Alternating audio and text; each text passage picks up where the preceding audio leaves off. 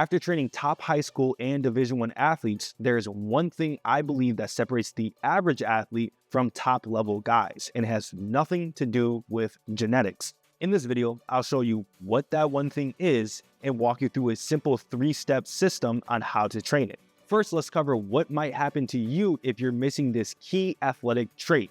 Recently, I wanted to prove to my audience that I can run a 4.4 second 40-yard dash, even though all I do is coach and play basketball 6 days a week. So after not sprinting for around 4 to 6 months, I tested my 40-yard dash and I ran a whopping 4.9 seconds with zero training for speed development. After a couple months of training, I started to get faster at first, but I made one small mistake. I went overboard with heavy sled work, which I promote in my training. This got my knee extensors, my quads, and even my calves extremely strong, but not the one thing I needed to truly get faster. In about 8 to 10 weeks, I went from a 4.9 to a 4.5 second 40-yard, but I ended up with a severe lower hamstring injury. Why? Because although my body was moving decently fast, it was firing in the wrong sequence. My calves and lower back were contracting first, then my hamstrings, and then my glutes. The problem is the proper sprinting sequence for elite level athletes should be glutes first, then hamstrings, then calves, with minimal involvement of the lower back. So why did this happen? Why did I strain my hamstring? And why, despite all the training, did I not achieve the results I wanted? It all simply came down to glutes. This research study compared the average sprinter to elite sprinters, and the one muscle group that stood out as significantly larger in elite level athletes was glutes, along with the hip flexors. With the training I was doing, I was mainly focusing on my quads and calves, and because of my basketball background, which is a knee-dominant sport, and the lack of consistent sprinting I was doing in the recent years, my glutes had become severely underactive. So let me show you a simple 3-step system I used on myself and over 1,300 athletes I've trained to develop strong and powerful glutes. Because you can't get faster without this one thing, and that's glutes that fire correctly to produce force. The first step to bringing up any lagging muscle is learning how to activate it properly. But there's one mistake that most athletes make in this training phase. When people hear you need strong glutes, their first thought is usually, what exercises should I do and how much weight should I lift? The problem with this approach is that most strength and conditioning coaches teach muscles in segments, instead of teaching them how to fire in the patterns that are actually used in sprinting, jumping, and changing direction. To teach the muscles how to fire properly and build isometric strength, here are 2 to 3 exercises you can do to fulfill those needs. Number 1 is going to be solely a single leg hip thrust. You're simply going to get into a regular hip thrust position. And then at the top, you're going to contract the calf to get into a calf raise, but since it's a bent knee calf raise, the soleus will be activated. And then from there, you maintain that stiffness in the ankle and go through a regular hip thrust and add weight to progressive overload over time, anywhere between 2 to 4 sets of 2 to 6 reps. Number 2 is a hip thrust with an adductor squeeze. So this is any type of overcoming isometric push where you're doing as much weight as possible that you can hold for 5 to 10 seconds. Leg or bilateral hip thrust isometric hold, or you're just holding at that top position without overextending the lower back for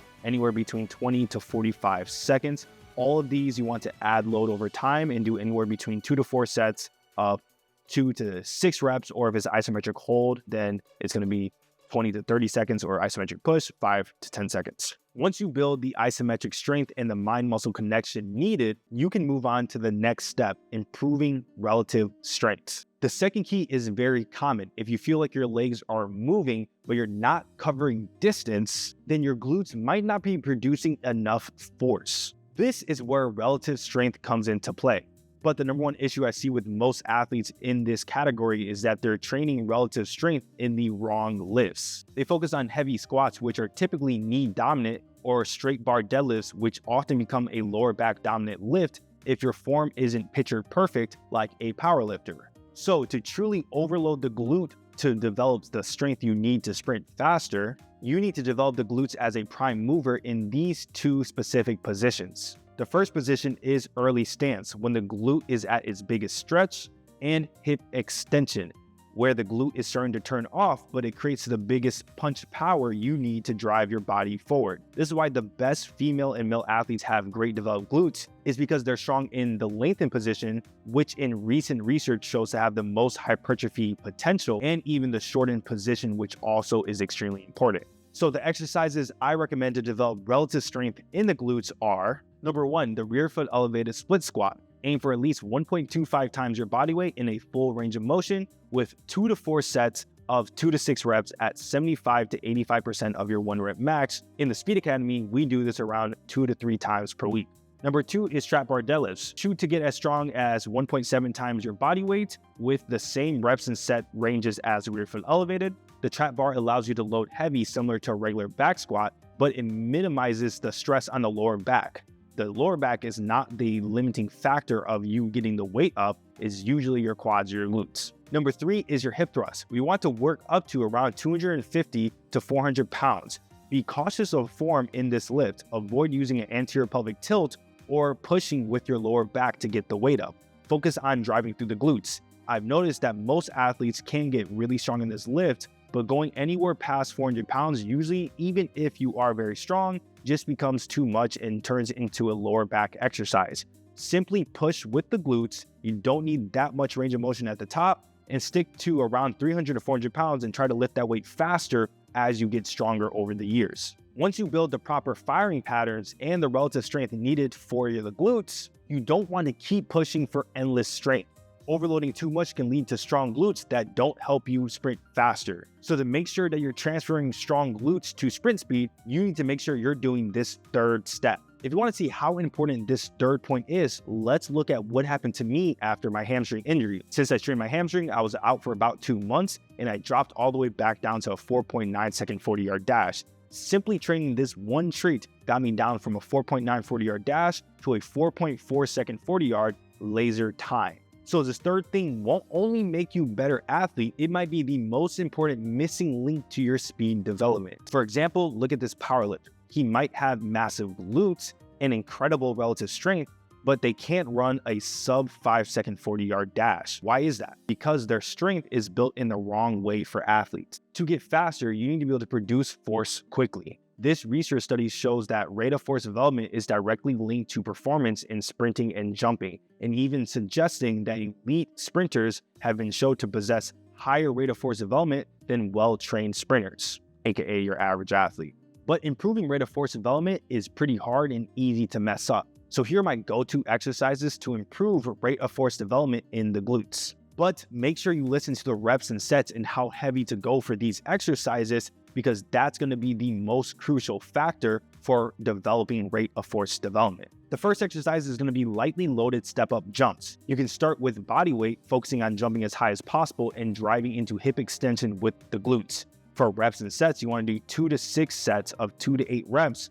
But for adding weight, you want to do anywhere between 10 to 20% of your body weight in total weight with dumbbells, or preferably a weighted vest. I like to go between 8 to 14 inches, but in the Speed Academy program, we program step-up jumps with a 12-inch box. Exercise 2 is broad jumps. Aim for maximum horizontal force production. To take it further, try band-resisted broad jumps or sled broad jumps. For reps and sets, you want to do 2 to 4 sets of 1 to 3 reps, and to progress further, use a band or a sled resisted if possible with 10 to 20% of your body weight while measuring and repeating for each rep. Number 3 is going to be heavy step-ups, where we're going to go up to 50% of our body weight or 40 to 60% of your 1 rep max. You can also add bands to the step-up so it's harder at the top position. For all step-up variations, use around knee to shin level height for the box. Knee height will be more general since the angle is less specific, and shin height or lower will be more max velocity focused. But for example, Su Bing Tian uses a 20 centimeter box height for step-up jumps and heavy step-ups. Now you want to explode up to the top for 2 to 6 sets of 2 to 6 reps for 40 to 60% of your 1 rep max or 50% of your body weight with bands or chains. Then with any of this rate of force development work, you simply cannot sprint faster if you're not also pairing it with sprinting. So one of my favorite sprint training combos that also develops the glutes is resisted sprints into body weight sprints. Resisted sprints with 10 to 20% of your body weight will get the most out of your glutes, as they're the prime movers for sprinting faster. But if you develop your glutes but you have poor sprint mechanics, you will not get faster. So make sure you watch this video right here on how to develop sprint mechanics to transform your sprint speed. If you want me to do all your strength training for you so you can transform your sprint speed, hop on the Speed Academy online training program. Click the link in the description or the pinned comment to increase your sprint speed today.